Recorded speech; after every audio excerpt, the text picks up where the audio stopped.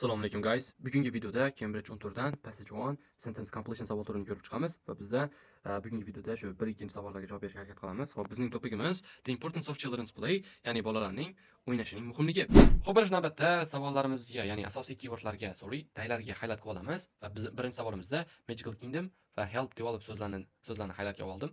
Va savolimizda one word only, ya'ni faqatgina bir donagina so'z yoza olamiz. Xo'p, tekstga qarasak, bizda Building a Magical Kingdom deb beryapti. Savolimiz esa Building a Magical Kingdom, ya'ni bular bir-biriga 100% paraphrase bo'lyapti, ya'ni bir-biriga 100% tushyapti. Xo'p, endi biz may help develop, ya'ni nimadirni develop qiladi, Magical Kingdomni qurish. Shunga javob topishimiz kerak. Xo'p, tekstimizga qarasak, although she isn't aware of it, this fantasy is helping her take her first steps towards her capacity for creativity.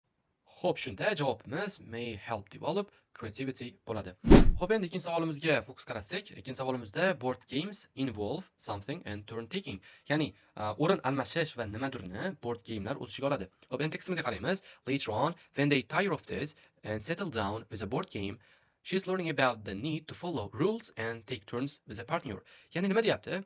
Keyinchalik when they tire of this, ya'ni bundan charchaganda ular doskali o'yin bilan o'tirishadi, doskali o'yinga o'tiradi, ya'ni o'ynagani va u qiz buni o'rganyaptiki, ya'ni bu yerda qonun qoidalar bor, ular shunga ergashishi kerak va o'zini partnyori bilan navbatini almashtirishi kerak. Endi shu yerda javobimiz nima bo'ladi? Albatta, it's obvious that they involve rules and turn taking, ya'ni turn taking take turns bo'lib paraphrase bo'lyapti.